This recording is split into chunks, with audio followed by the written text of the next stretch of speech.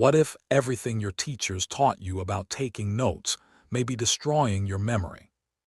Why do some people remember entire books while others forget everything by tomorrow? By the end of this video, you'll never take notes the same way again. Your brain was never designed to think in straight lines. The hidden power of mind mapping. Imagine spending hundreds of hours reading books, taking notes, highlighting pages, only to forget almost everything a week later. Here's the disturbing part. It may not be your memory that's failing. It may be the way you've been taught to think. For over 100 years, schools have trained us to organize ideas in straight lines, even though your brain has never worked that way. Neuroscience shows your mind doesn't store knowledge like a filing cabinet. It builds living networks of connections, which means every time you force information into lists, you may actually be making it harder to remember. And there's one simple technique that works with your brain instead of against it. It's used by top students, best-selling authors, entrepreneurs, and some of the world's greatest thinkers. But almost nobody learns it in school. By the end of this video, you'll understand why most people struggle to learn, why you forget so much of what you read, and how one simple shift can completely change the way you think forever.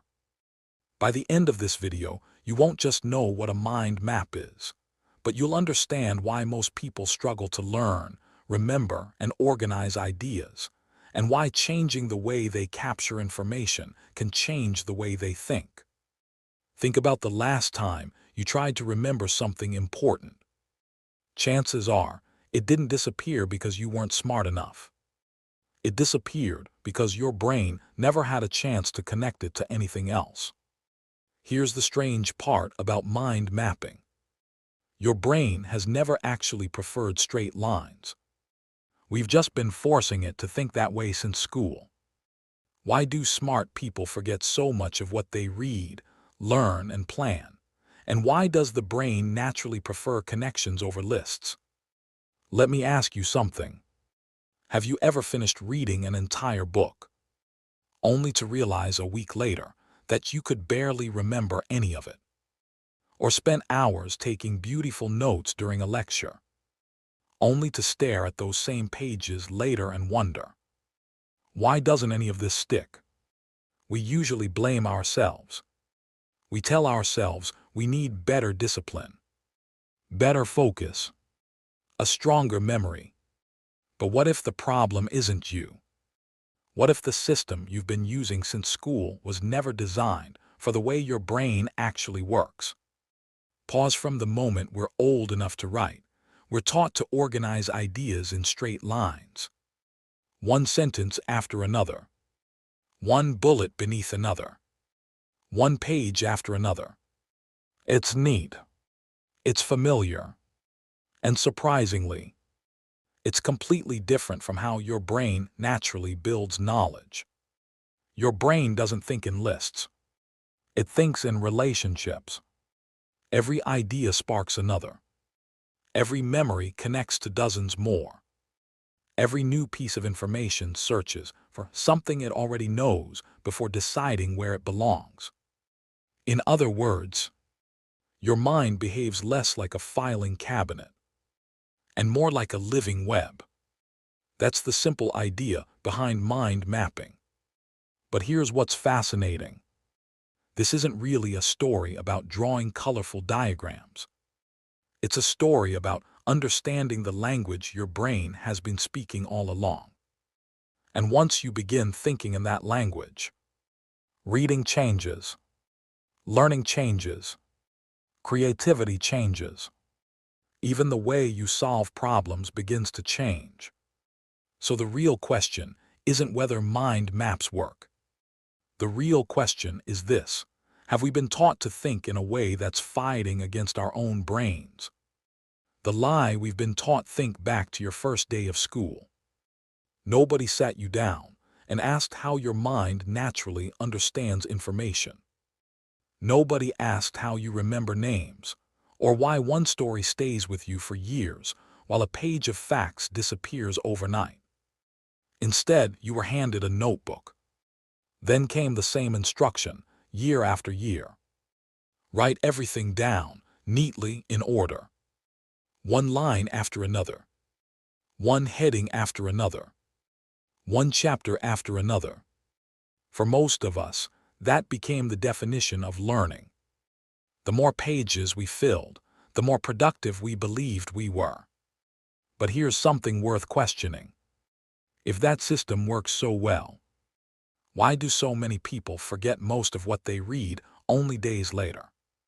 Why do students spend hundreds of hours studying, only to struggle recalling information during an exam?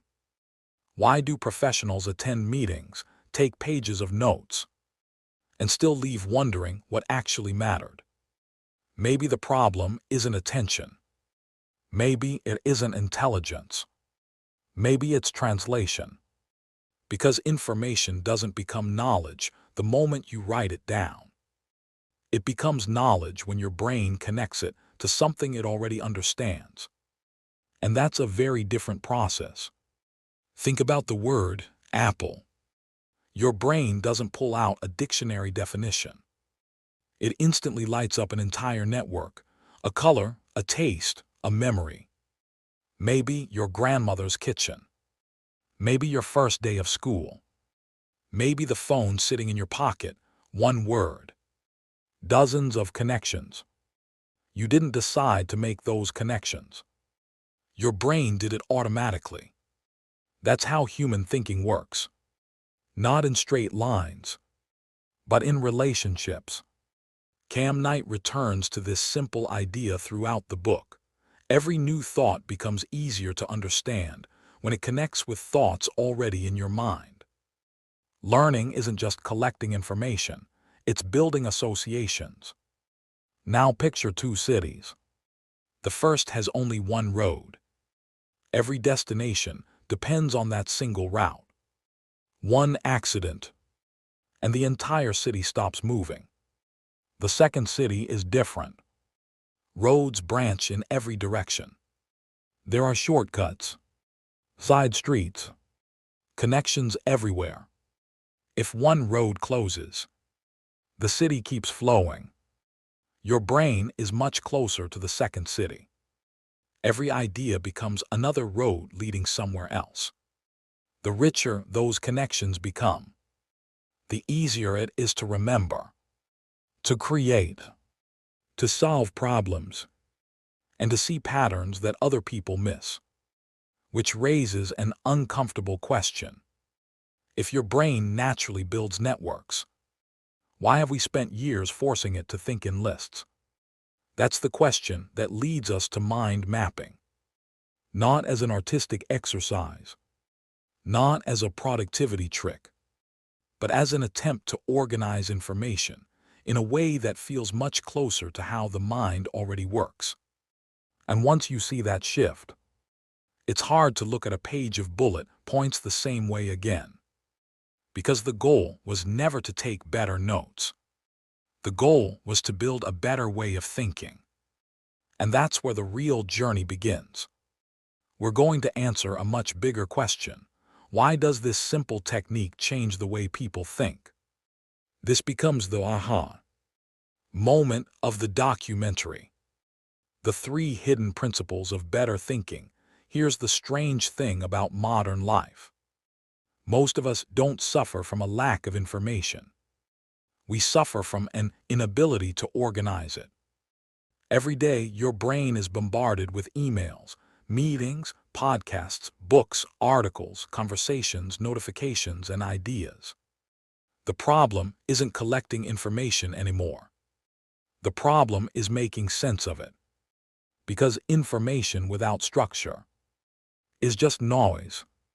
And that's exactly where mind mapping begins. Not with drawing, not with colors, not even with creativity. It begins with one deceptively simple question. How do ideas connect? Principle 1. Your brain thinks in associations. Imagine I say one word, ocean. Did you picture a dictionary definition? Probably not. Maybe you saw waves. You heard seagulls. You smelled salt in the air. Maybe you remembered a family vacation. Or the first time you stood on a beach, one word. Hundreds of possible memories. That happens in less than a second. Not because your memory is extraordinary. Because your brain is associative. One idea naturally activates another, creating a network rather than a list. Cam Knight emphasizes that new thoughts become meaningful by connecting with ideas already stored in the mind, and that mind maps work in harmony with this associative process. Now compare that to traditional notes, page 1, page 2. Page 3. Information sits quietly where you left it. Nothing reaches out. Nothing connects. Nothing reminds you why one idea matters to another. Mind mapping changes that completely. Instead of asking, "Where should I write this?" you begin asking, "What does this connect to?" That single shift changes everything. Because understanding doesn't happen when information is stored. It happens when information becomes connected. Principle 2, stop collecting information. Start compressing it. Here's something almost everyone gets wrong. They think better learners take more notes. In reality, better learners often write less. But they think more. Cam Knight repeatedly encourages reducing ideas to keywords instead of copying entire sentences. The goal isn't to preserve every word. It's to capture the meaning so your brain can rebuild the full idea later. Think about movie trailers. A 2-hour film, compressed into 2 minutes. A country's flag, compressing centuries of history into one symbol. A company logo, representing billions of dollars worth of identity. The human brain is remarkably good at reconstructing rich meaning from small, meaningful cues. Mind maps take advantage of that ability. Instead of copying paragraphs, you capture triggers. Instead of recording everything, you preserve what matters.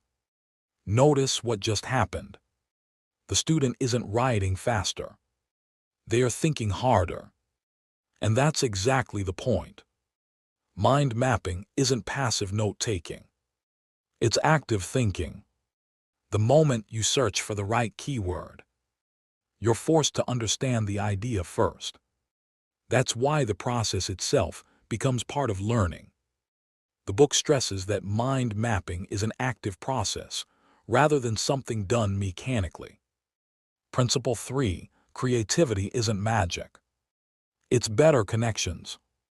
People love talking about creativity as if it's some mysterious gift.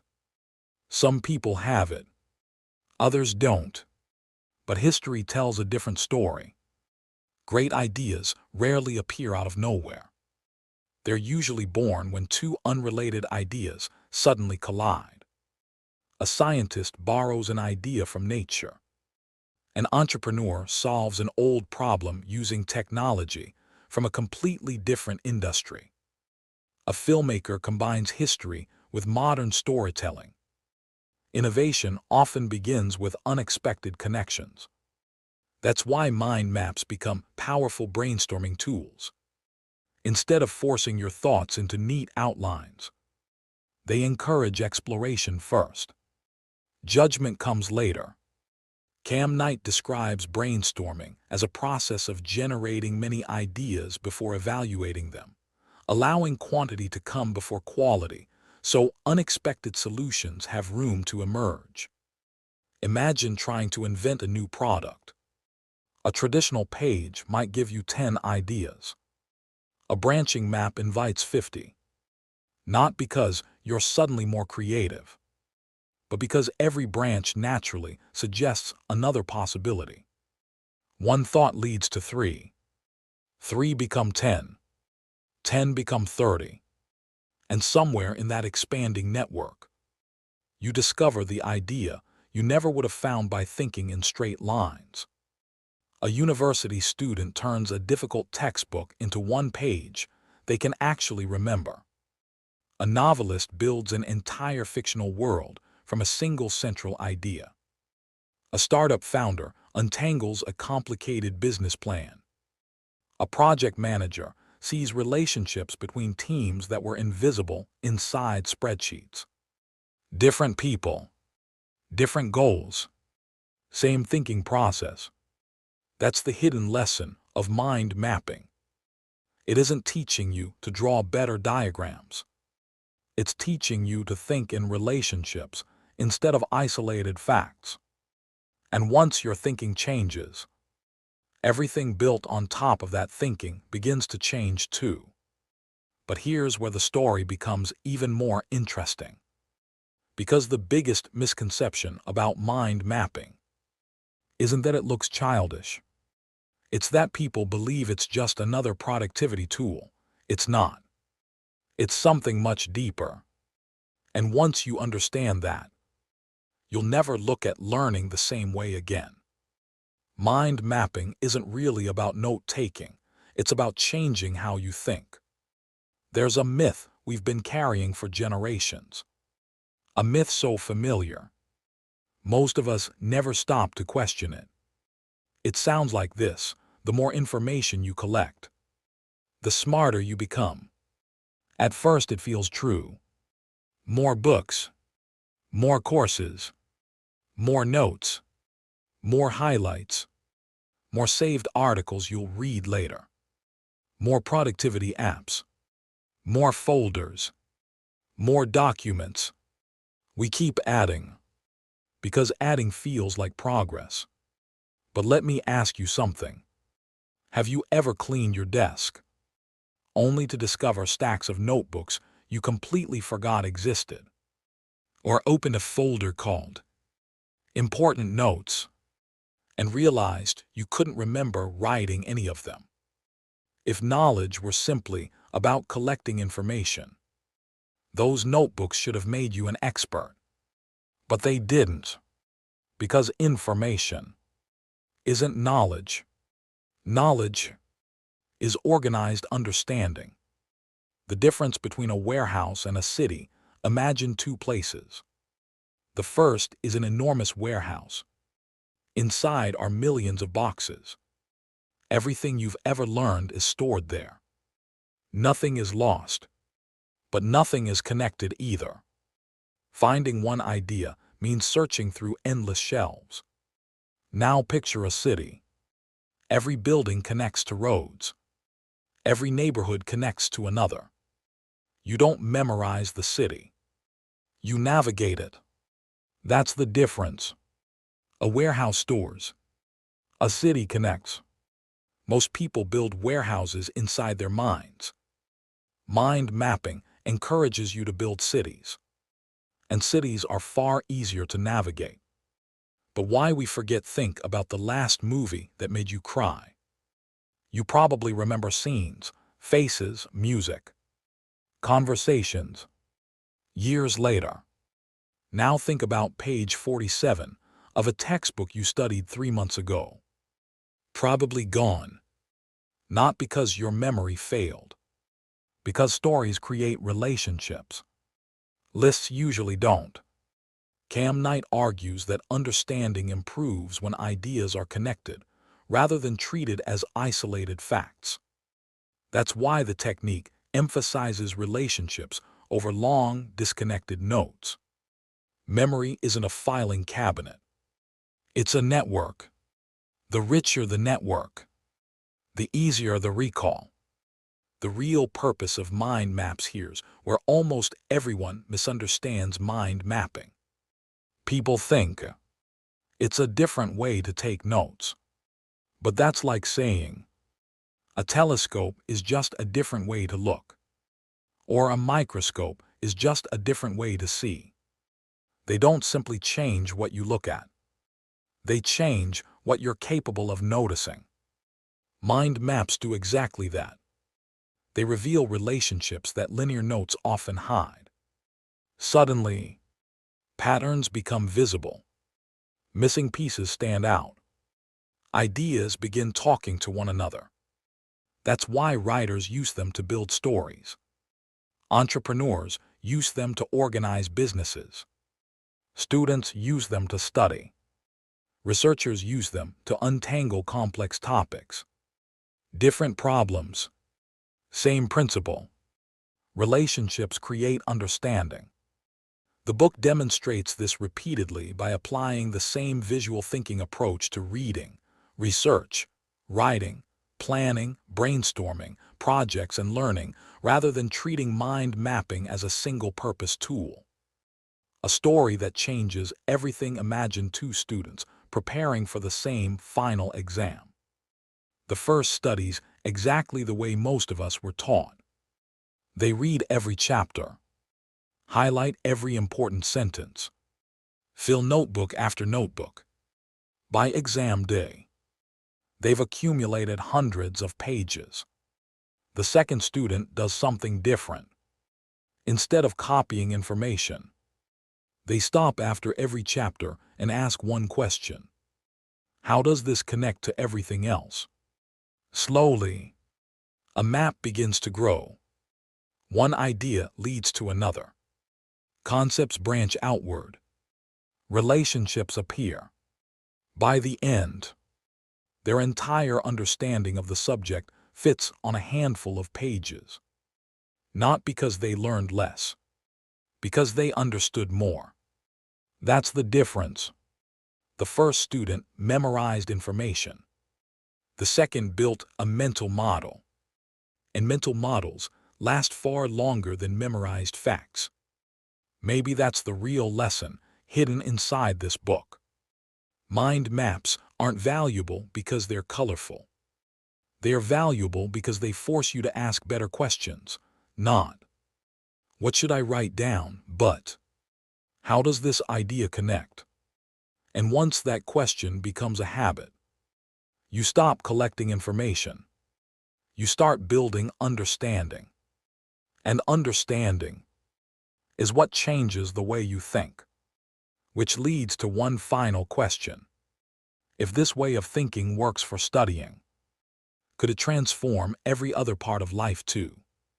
Here's what's remarkable. By now, you've probably realized this was never really a documentary about mind maps. Mind maps are just the visible part. The real story is about something much deeper.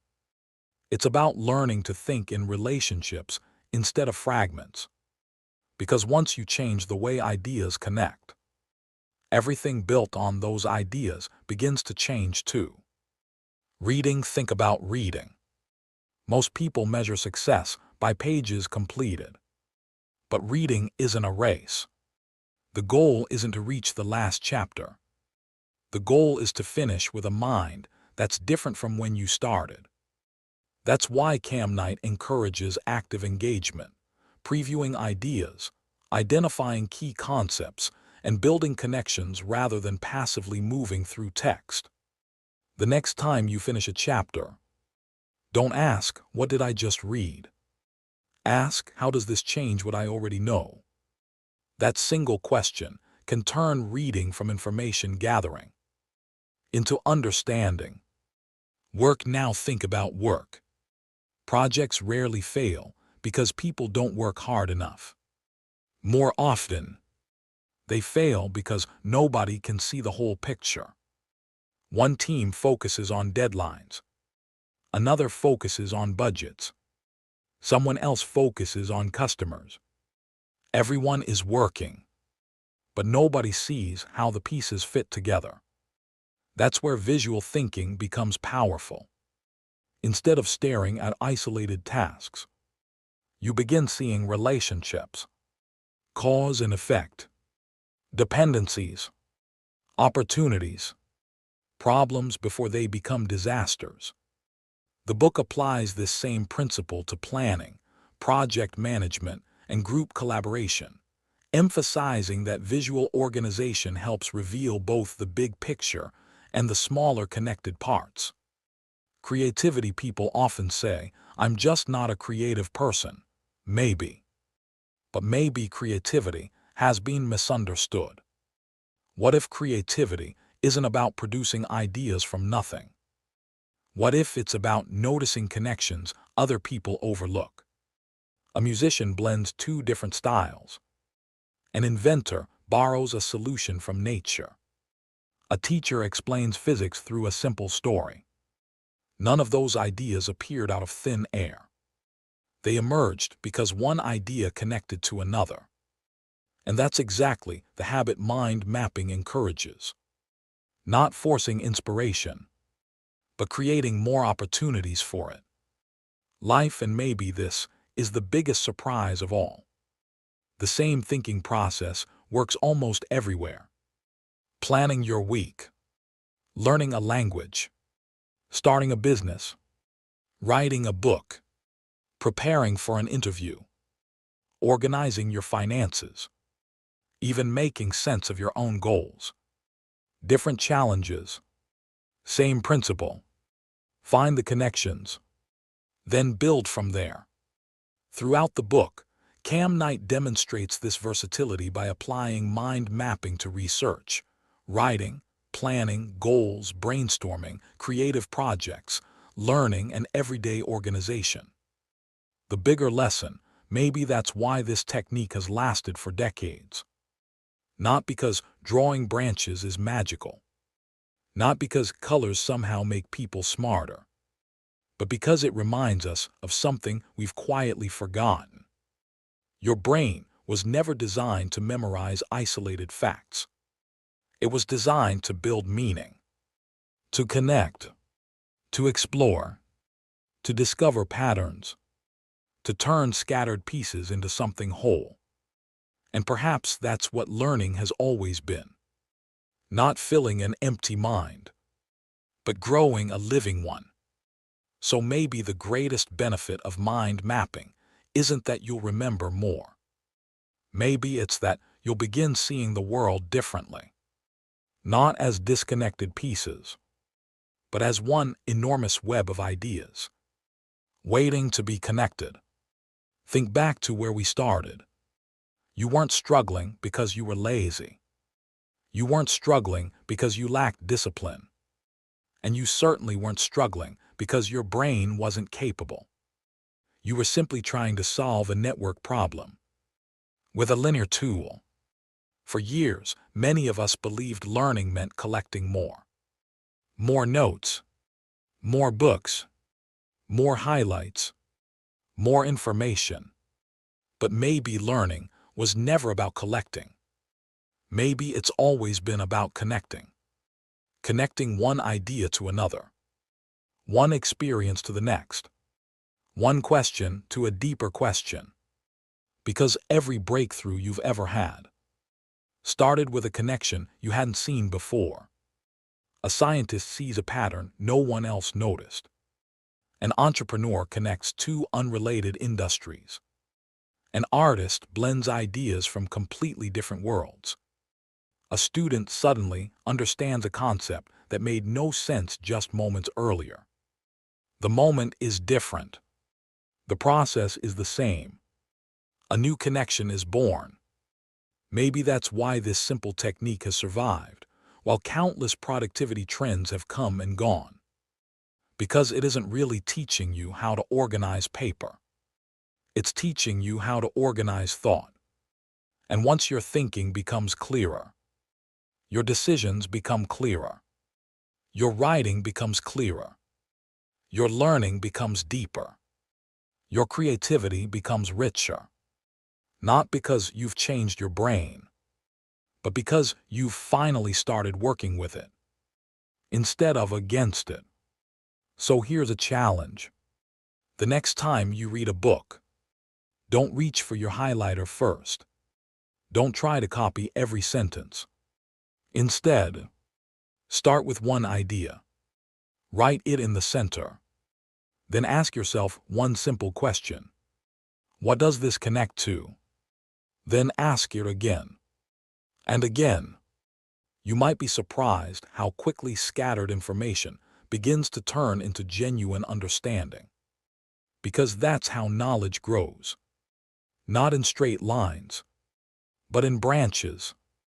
Maybe that's how your mind has been trying to think all along. The most powerful tool you'll ever use isn't the pen in your hand. It's the way you connect what's already inside your mind. The quality of your thinking depends on the quality of the connections you build. Here's something worth remembering. Every breakthrough in history, every invention, every scientific discovery, every great piece of art began with one thing: a connection that nobody else had seen. That's how your brain was designed to work.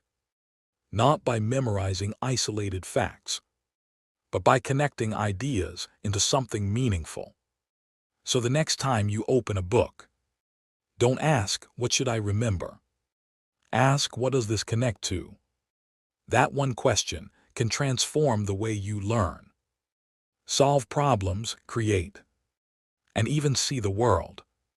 Because the quality of your life is often determined by the quality of the connections you build inside your mind.